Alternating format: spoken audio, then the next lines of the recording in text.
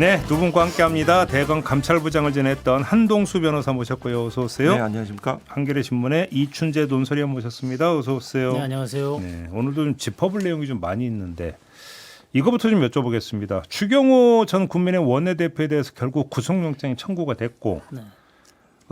영장 청구 내용이 어제 일부 언론 보도를 탔습니다. 이제 도대체 어떤 물증까지 잡고 청구를 했을까가 이제 궁금했는데 보도를 보면 12월 4일 0시 3분 네. 그러니까 이제 그 계엄 해제 표결이 있기 전이죠. 추경호 당시 원내대표가 한동훈 당시 대표는 본회의장에 있었는데 네. 전화를 해가지고 아래로 나오나요? 내려와 네. 달라라고 했다. 결국은 친한계 의원들을 본회의장에서 밖으로 빼내 표결 참여를 방해한 것 아니냐 이렇게 해석을 했다라는데 이 정도 입증을 가지고 영장이 발부될 수 있을까요? 어떻게 보십니까? 일단 특검의 논리를 보면 그 당시 비상계엄이 선포되자마자 당 대표인 한동훈은 이제 비상계엄 맞겠다, 잘못됐다라고 이제 공표한 상태잖아요. 그 상태에서 추경호 원내대표의 행태를 보면 홍철호 정무수석하고 그 다음에 한덕수 총재 계속 전화를 해가지고 어떤 상황인지 이런 것들을 이제 체크하고 그 다음에 이제 그 윤석열 그 당시 윤석열 피고인한테 전화를 받죠. 이분인가 통화를 한 걸로. 예, 통화할 때 내용이 뭐였냐면 본인이 얘기했습니다만은 미리 말해주지 못해 미안하다 이런 내용이었다는 거잖아요. 예. 근데 특검의 논리는 뭐냐면 당 대표가 그거를 계엄을 반대하고 막겠다고 선포한 상황에서 대통령이라는 사람이 그러니까 내란 우두머리가 원내대표에 전화한 거는 말은 미안하다지만 사실은 도와달라는 취지다라는 것들을 정황적으로 이게 진술이나 이런 걸 가지고 좀 구성을 한 것 같아요. 영장 내용을. 네. 그러면 그런 상황에서 원내대표가 또 그러니까 이른바 의원들 모이는 장소를 집결지라고 표현을 쓰잖아요. 나중에. 그게 이제 비상총회 할 상황은 아니었으니까. 그래서 그 장소를 의회로 했다가 다시 또 당사로 바꿨다가 왔다 갔다 하는 그런 장면들이 있었죠.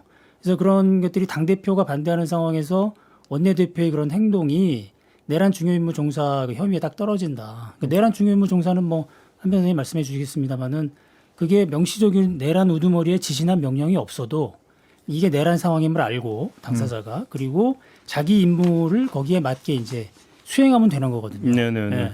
다른 그 군 작전 사령관들처럼 그런 행위들을 하는 것만 입증이 되면 되기 때문에 사실은 별 변수가 없으면 당연히 그 혐의가 입증이 된다라는 게 특검 쪽 논리인 것 같습니다. 여기다가 이제 정황이 하나가 더 있는 게 계엄 선포 4일 전인 11월 29일에 예, 관저에 가서 만찬을 했다. 예, 그것도 있는 네, 지금 뭐 단독적인 추경호 개인의 판단은 아니고 내란 수계 우두머리와의 공모하에서 이렇게 아마 영장이 청구된 것으로 제가 보도를 본 것 같은데요. 그리고 보통 계엄은 비밀리에 진행되는 것이 아니고 공개적으로 진행되는 절차입니다. 그렇죠. 그 국회가 폐회 중일 때도 계엄을 발령한 대통령은 국회를 소집하도록 되어 있습니다. 이 과정에서 이 비상계엄 계엄 사태가 진행되는 중에 국회의원들의 해제하기 위한 그 해제가 유일한 수단이었잖아요.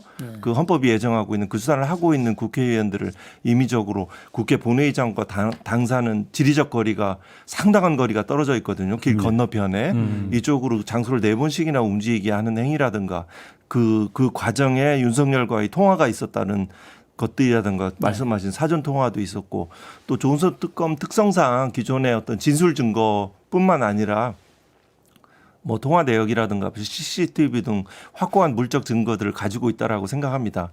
그 내란죄에 대한 다시는 재발되지 않도록 그 사법부가 엄정한 관점을 유지한다면 영장이 발부되리라고 이렇게 생각합니다. 영장이 발부될 거라고 발부되어야 한다고 생각합니다. 네. 근데 이제 변수가 여기서 이제 변수가 그 지금 이제 추경호 영장 발부가 마치 그 위원정당 해산으로 가는 것처럼 지금 프레임이 그렇게 지금 짜려고 노력을 하잖아요. 국민의힘에서는 그렇게 쪽에서. 주장하죠. 예. 예. 근데 이런 경우에 그 영장 전담 판사들이 이제 좀 정치적인 부담이나 이런 거를 이제 느낄 수 있지 않겠느냐라는 그런 판사들 사이에서 흔히 하는 대로 사건 생긴 대로 그렇죠. 그렇게 봐야 되는데. 그때 전략적인 정치적인 사고를 하지 말고 그 헌법과 법률이 정하는 그 정신들 그 보호법익을 생각하고 그때 타당한 결정을 하시는 것이 맞다고 생각합니다. 원칙이죠. 원칙이고 그렇게 원칙인데. 하셔야 한다라고 봅니다. 또 영장 재판은 뭐 정식의 엄격한 증명해야 될 재판이 아니기 때문에 네. 그렇죠. 증거인멸 우려는 당연히 있으니까. 원칙인데 근데 지금 이제 이춘재 위원은 그 만에 하나라도 국민의힘에 어떤 짜고 있는 이 프레임이 부담이 된다면 네. 어떻게 되겠느냐 좀 우려가 있는 건데, 그런데 그러면 이제 말을 그 영장 발부를 안 한다 기각을 한다고 하면 또 기각의 사유를 제시를 해야 되잖아요. 그렇죠. 그 사유를 구성하기가 뭐 사유야 또 쉽게 뭐 또 아니 근데 거기서 예를 들어서 뭐 증거 불구속 인멸이 재판으로 다툴 여지가 많다 뭐 이런 그런 식으로. 그래서 결국은 범죄의 소명 정도가 약하다 뭐 이런 식으로도 나올 수 있는 거잖아요. 소명 정도 그러니까 이제 특검 쪽 얘기는 소명이 소명 정도 약하다라고 하기는 아마 어렵지 않겠느냐라고 자신한다. 네, 라고 자신하는 분위기인 것 같아요. 그리고 이게 좀 이제 아까 얘기했습니다만은 그 국감 때인가요? 그 정성호 법무부 장관이 예. 그때 이제 그 여당 의원이 위원정당 관련 얘기를 하잖아요. 그때 예. 특검 수사 결과에 따라서는 검토해 볼 수 있다. 예, 이런 발언을 했는데 맞아요. 그런 과정들이 쭉 이제 영장 전담 쪽 판사들이 볼 때는 상당히 좀 부담스러운 상황들이 아니냐. 뭐 이런 얘기들도 나오는 것 같아요. 그러니까 그래요. 변호사님 말씀하신 대로 그냥 헌법과 법률에 따라서 판단하면 될 일인데. 예. 근데 아무튼 근데 그러면 좋은 그 내란 특검 쪽에서는 자신하고 있대요 발부를? 예, 그렇죠. 분위기는 예, 구성이 돼 있고 그다음에 예. 이제 또 하나의 변수는 곧 그 박성재 그 전 장관에 대한 재청구. 영장도 이제 곧 들어갈 텐데 재청구. 그러면 아마 이게 지금 그 추경호 같은 경우는 의회 표결 관계도 있고 그래서 13, 14일 정도. 그러면 아마 그 비슷한 시기에 두 그 핵심 인물에 대한 또 영장 입사를 하게 되겠죠. 그러면 이제 그것도 변수가 될 수 있겠죠. 두 개 다 발부하는 거에 대한 하나는 부담. 발부해주고 하나는 발부 안 하는. 원래 이런 옛날엔 식으로. 그런 식으로 많이 했는데 예. 민감한 사건 같은 경우. 예. 참 이 판사들의 판사 이 결정을 믿지 못하는 이 슬픈 구조적 문제들을 안고 있습니다. 인정. 네. 그죠. 그렇죠. 아무튼 근데 이제 지금까지 저희가 이야기한 거는 언론에 보도된 내용을 기초로 한 것이고 예를 들어서 지금 뭐 특검이 히든 카드를 뭐 갖고 있을 수도 있는 거잖아요. 예를 들어서 뭐 혐의 입증이라든지 이런 거 관련 있을 수 물증이라든지 있습니다. 뭐 비공개 네. 상태에서 네. 그거는 좀 뚜껑은 열어봐야 하는 네. 거죠. 네, 그것까지 좀 봐야 되고 곽종근 전 특전사령관이 재판에 나와가지고 윤석열 전 대통령이 한동훈과 일부 정치인들을 잡아와라 총으로 쏴 죽여버리겠다라고 발언을 했다라는 충격적 폭로를 했습니다. 듣고 어떤 생각 드셨습니까? 뭐 즉각적으로 딱 떠올랐던 것은 예전에 그 윤석열 총장 시절에 네. 그 김용욱 중정부장이라고 기억하지? 박정희 정권 때. 네. 그래서 뭐 여러 가지 그 10월 유신 직전에 이제 실종 사건 관련해서 여러 가지 뭐 추측들이 난무하는데요.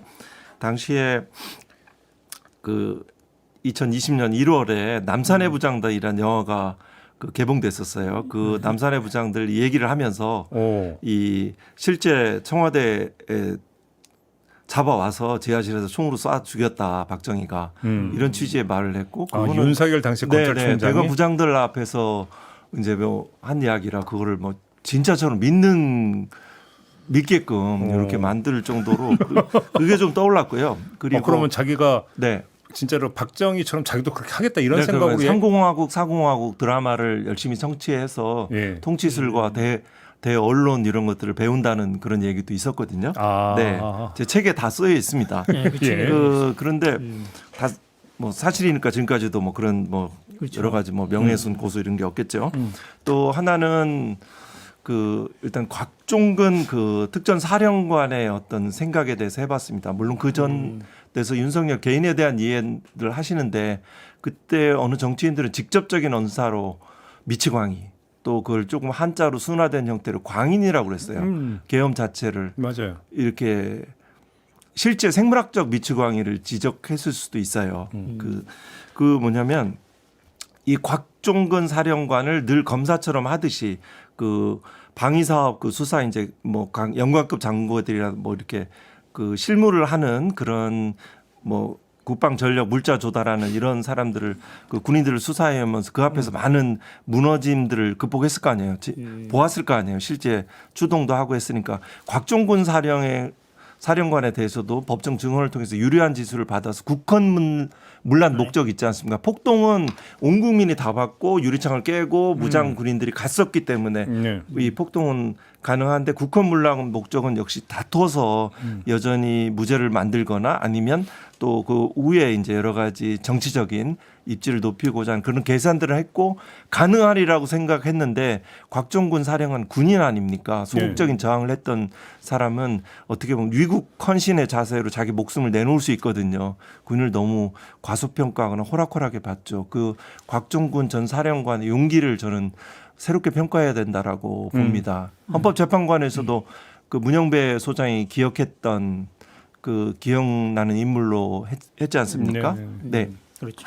근데 이번에 그 법정에서 사실은 그 증언이 나온 건 이제 돌발 상황이었는데, 그렇죠. 예, 이게 그래서 특검 쪽에서도 깜짝 놀랐다는 것 같아요. 특검 쪽에서도 이제 그런 증언이 나오는데, 내가 이 말까지는 안 하려고 했는데 하면서 그렇죠. 하면서 이제 한 시작했으니까. 거죠. 네, 네. 증인의 그 신빙성을 흔들려고 막 그 윤석열 피고인이 하는 거에 대해서 이제 맞대응하는 그런 측면이었는데, 근데 이게 그 법률적으로 이 증언이 갖는 의미가 뭐냐 이제 이런 얘기들이 사실 좀 많이 있었어요. 근데 원래는 경고성 계엄이었다 계속 엉뚱한 주장을 했잖아요. 윤석열 그래서 피고인 헌재에서도 쪽에서. 그랬죠. 네.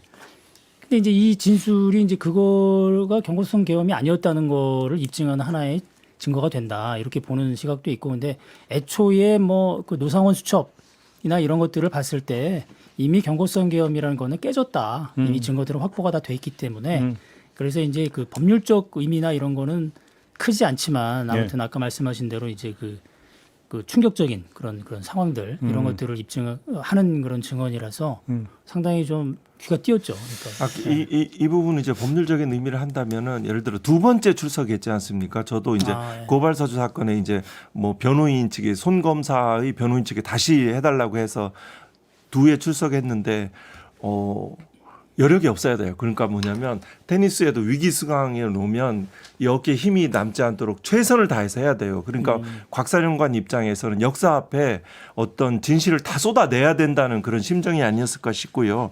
이 부분은 부정선거에 대한 망상을 여전히 가지고 있지 않습니까? 네. 그래서 실제 그 한동훈뿐만 아니에요. 또 다른 일부 정치인들하고 특정돼 있거든요. 그렇죠, 맞아요. 그런 특정들에 대한 구체적인 사살 행위, 그 사망 행위들에 대해서 할 수 있는 그런 어떤 것들이 있었고, 이 부분은 비상입법기구와 더불어서 그 계엄의 목적과 총체적인 기획을 엿볼 수 있는 중요한 자료이죠. 근데 윤석열 전 대통령은 왜 갑자기 안 나오다가 재판에 나오는 걸까요? 그러니까 지금 이제 아마 재판이 막바지에 가고 내란 특검도 그렇고 그러니까 이제 그 약간의 위기의식 비슷한 게 느끼는 게 아닌가 이렇게 할 정도. 저는 뭐 바람 쐬러 나왔다 내지는 그 이해하지 마라 이런 각종 견해들이 있는데 저는 그때 이거는 아직도 곽종군의 진술을 법정 증언을 바꿔서 네. 자기가 국헌문란 목적에 대해서 무죄를 받거나 아니면 또 다른 유리한 지점들을 만들어내는 그런 희망회로는 아직도 가동되고 있다. 네, 되고 그런 있고. 망상회로죠. 그렇죠. 네, 망상회로. 네. 지금 저기 왜냐하면 내란 현실 인식이 부족한 거죠. 네. 근데 내란 재판을 지켜본 사람들 얘기로는 지금 진행되는 과정을 봤을 때 아무리 직위원 판사를 할지라도 저거는 지금 무죄를 구성하기가 어렵다. 쓰기가 지금 진행되는 상황들이. 근데 그 엄정해야 될 재판, 그 내란 외환죄에 대해서 불소추 토큰이 그 헌법에 규정할 정도로 아주 특수한 죄를 심리하는 재판관이 판사가 마치 어느 이게 법정의 진행의 어떤 그 사람 고유한 진행 방식일 수도 있는데요. 마치 무슨 사회를 보는 것처럼 이런 것들은 저는 국민들에게 많은 분노와 불신을 자아낸다고 생각합니다. 아무튼 그러면 윤석열 전 대통령의 출장은 증언, 그러니까 증인, 핵심 증인의 증언을 내가 신문하듯 이렇게 해가지고 뒤바꿔 놓을 수만 있으면 판세 역전이 가능하다라는 변호사님의 표현을 망상회로. 희망회를 돌리는 거. 네네. 의 결과다. 네네. 그렇게 계속 살아왔고 네. 그렇게 판사들도 무죄인 사건도 유죄라고 판시한 사례가 없다라고 보기 어렵잖아요. 그래서 검찰에 의한 재판 지배라고 그런 분석이 있지 않습니까? 알겠습니다. 하나만 더요. 지금 그 한덕수 전 총리에 대한 재판도 진행이 되고 있어요. 재판부는 달라요. 네. 근데 한덕수 재판부에서 어떻게 밝혔냐면 12월 안에 재판 끝내겠다라고 지금 밝혔어요. 네. 자, 그러면 윤석열 피고인에 대한 판결보다 한덕수 피고인에 대한 먼저 판결이 더 나오죠. 먼저 나올 가능성이 되게 높은데 지금 적용된 기소 내용을 보면 내란 우두머리 방조, 그다음에 공소장 변경에서 내란 중용 임무 종사 같잖아요. 그러면 판결의 전제는 저 행위가 내란이냐 아니냐에 대한 판단이 먼저 전제가 돼야 되는 거잖아요. 그렇습니다. 그렇죠? 네네. 그러면 여기서 이건 내란이다는 판단이 내려지면 직위원 재판부에 이게 영향을 또 미치지 않겠습니까? 네, 맞습니다. 그 이제 현재 이진관 부장 부장. 같은 네. 경우에는 부장판사 같은 경우에는 그 심판의 대상 이 공소 제기된 사실에 요 관련해서 심리를 집중해서 신속하게 진행하겠다는 소송 지휘를 하였고요. 네. 이 과정에서 증인 신문 기일조차도 그 직권적인 실체 진실 발견의 노력들을 하고 있는 것으로 보이고요.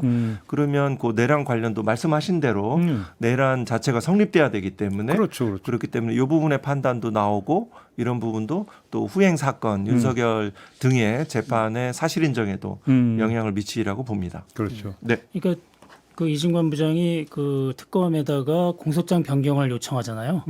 내란 우두머리 방조 말고 거기에다가 중요임무종사 중요임무 종사를 그 추가하라. 추가적으로. 근데 이제 이게 뭐 저기 선택적인 네네. 거죠. 그러니까 혐의 있는 것 중에 재판부가 판단해서 아 이거 판단해서 우리가 판단하겠다라고 이제 결정할 수 있는 거거든요. 그러니까 그때 나왔을 때 그때 했을 때 그 나왔던 얘기가 뭐냐면 아 이건 재판 빨리 끝내려는 의도가 있구나. 내란 우두머리 방조는 사실은 내란 우두머리에 대한 판단이 있어야 가능한데 그렇게 되면 해석이 그렇게 되는 거군요. 그때 그 당시에 예, 그런 예. 얘기가 나왔었어요. 그래서 근데 결국은 그렇게 가잖아요. 그렇죠. 11월 말쯤에 이제 끝내겠다고 하는 거 보면은 직위원 재판이 하고 있는 저기 내란 재판 관계없이 그냥 빨리 진행시키겠다 그런 의도인 것 같습니다. 뭐 이렇게 엄정한 진행을 하는 거지 재판부가 어떤 의도가 있다라고 보지는 않습니다. 그럼요. 그렇죠. 예. 그거야말로 원칙대로 지금 진행하고 네, 있는 거죠. 맞습니다. 알겠습니다. 그렇지만 또 뭐 넓은 사법부 전체를 보면 그러한 재판도 있다라고 이렇게 보는 것이 안정감을 줄 수 있겠습니다. 네, 알겠습니다. 제가 다른 문제로 좀 넘어가겠습니다. 민주당이 추진하려던 재판중지법을 철회를 했습니다. 두 분의 평가를 한번 좀 들어보겠습니다. 이 부분들은 좀 여러 가지 좀 많은 생각들이 폭발적으로 저한테 막 전개됐는데요. 네. 헌법 제84조의 해석론, 약간 팩트와 헌법재판소와 대법원의 그 판결에 따른 올바른 해석을 하는 것이 필요하다라는 것들에서 제가 좀 독자적으로 좀 많이 좀 진행을 했는데요. 일단은 거기에서 형사상의 소추를 받지 아니한다. 이 네. 소추의 개념들에 대해서는 그 소라는 것은 기소, 추는 소송 추행권이란 말이 있습니다. 공소의 제기와 공소의 수행 요 말을 말한 겁니다. 요거는 형사소송법 제246조에 국가소추주에 규정하고 있습니다. 소추의 개념은 그렇고요. 소송 추행권이란 말이 있습니다. 소추는 기소와 그 추행을 같이 합친 말입니다. 일본 말의 용어죠. 재헌헌법이 일본식의 법률 용어를 차용했으니까요. 그리고 그 헌법재판소에 대해서 이거는 국가 소추권의 행사에 대한 법률상 장애 사유라고 했어요. 네. 그러니까 국가는 이 사건 공소를 수행을 하면 안 된다. 유지를 하면 안 된다는 거를 밝혔어요. 헌법재판소. 이 취지를 대법원 판결도 인용했습니다. 따랐습니다. 그래서 이 말은 달리 말하면 재판을 진행하면 안 됩니다. 네. 그리고 이거는 너무나 해석상 명백한 것인데 이 판단하에서 그 이재권 재판부에서 박주영 부장판사도 있고요. 송민경 부장판사도 있고 그때 재판기를 연기하고 헌법 제84조에 따른 길 추정이라고 했습니다. 거기에서 네, 맞아요. 이론적으로 가능하다는 것은 저는 그러니까 명백한 신중하지 못한 관련 법리와 판결과 결정을 찾아보지 못한 오류라고 봅니다. 그렇게 서울 고등법원장 네, 말하는 거기에서 거죠. 촉발된 이런 네. 논의인 것 같은데요. 그리고 이와 관련해서 대통령실에서 이 부분의 정쟁의 한복판으로 끌어들이지 마라라는 엄명을 하셨는데요.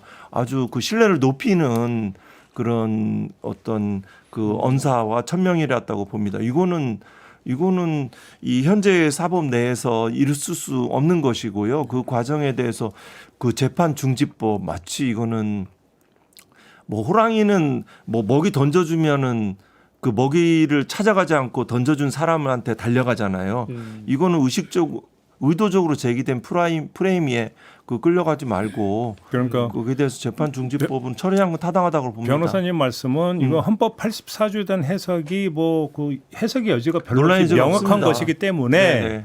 굳이 재판 중지법까지 만들어 가지고 대응할 이유도 없는 네, 것이었다. 그렇게 명확화 그런 취지 그렇게 할 필요 없습니다. 저도 그렇게 생각하는데 네. 그래서 이제 그 김대현 고등법원장이 그 발언한 그날 법원 내에서 사실은 설왕설래가 있었어요. 말이 많았어요. 왜 저런 식의 발언을 하느냐.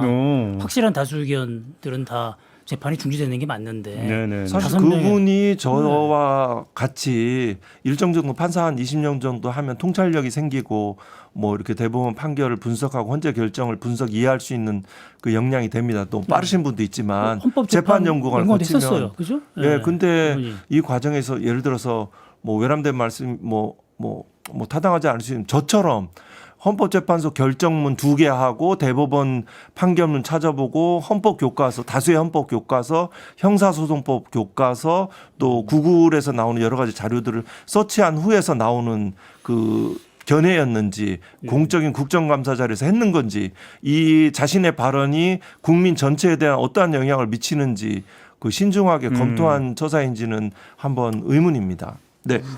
예, 한마디로 실언인데 예. 그죠? 이게 또 계산된 실언이냐?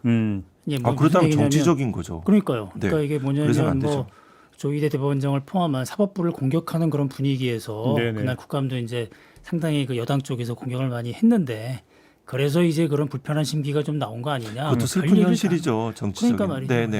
매우 알겠습니다. 무적절한 발언이었어요. 뭐 이제 이거 뭐 다 그렇지는 않을 겁니다. 명확하게 말씀하신 거 더 안 짓겠습니다. 더 안 네. 짓고 넘어가겠는데 지금 민주당이 사법행정 정상화 TF를 만들었어요.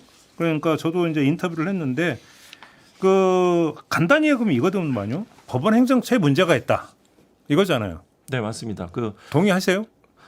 문제 있죠. 그래요? 그리고 이제 과거 이제 이탄희 전 위원이 네. 이제 법원 행정처 이제 뭐 무슨 심의관 되면서 이제 그런 것들이 그 사법농단 사법농단 사태. 이제 네. 탄핵 소추까지 좀 이어졌는데요.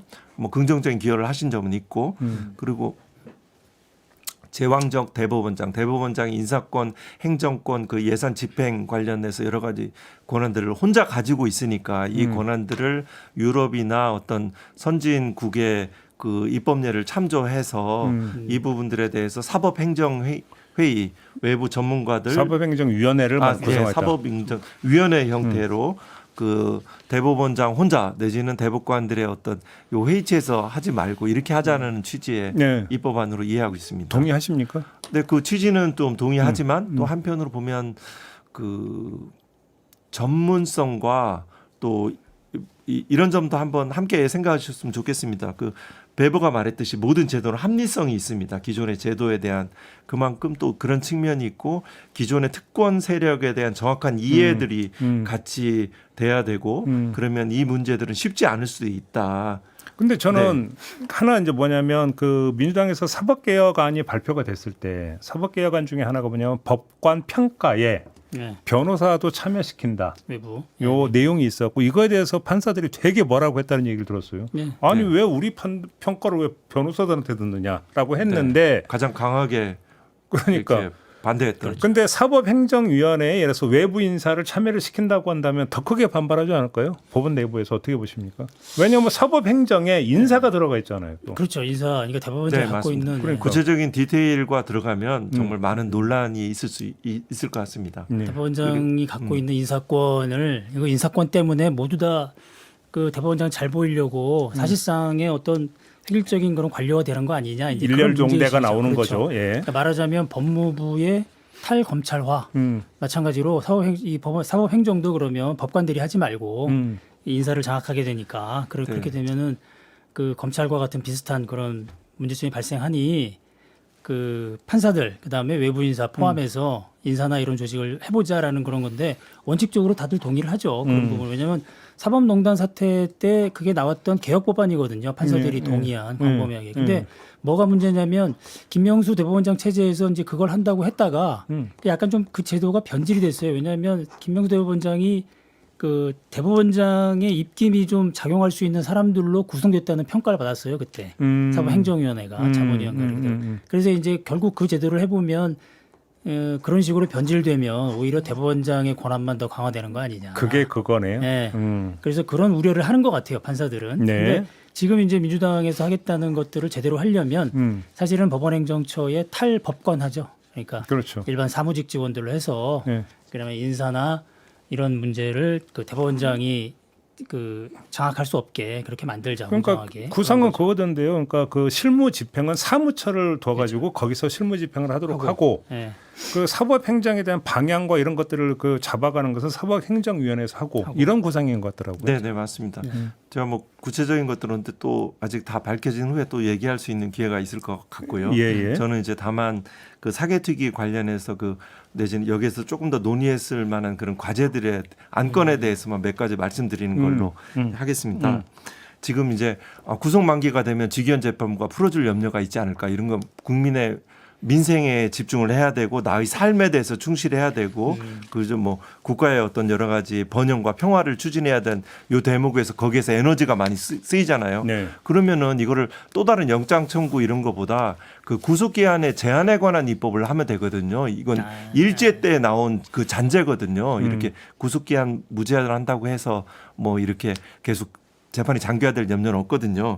이런 그 구속기한 제한을 풀거나 국민 참여 재판에 강화한다든가 또 검사의 불기소 처분에 대한 통제로 재정 신청을 강화할 필요가 있거든요.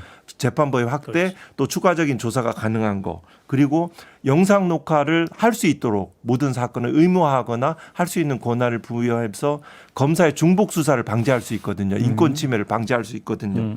또 이런 부분에 대한 그 법안들 그리고 그 법관의 새로운 법관의 충원들에 대한 고민들 이런 부분들이 좀 근본적인 고민 중에 하나이거든요. 네. 이런 안건들이 아니고 또 같이 논의하시겠지만 조직법적인 관점으로 하는데 이 부분들은 조금 더 훨씬 더 많이 좀 고민하시지 않을까 싶습니다. 맞는 말씀. 네.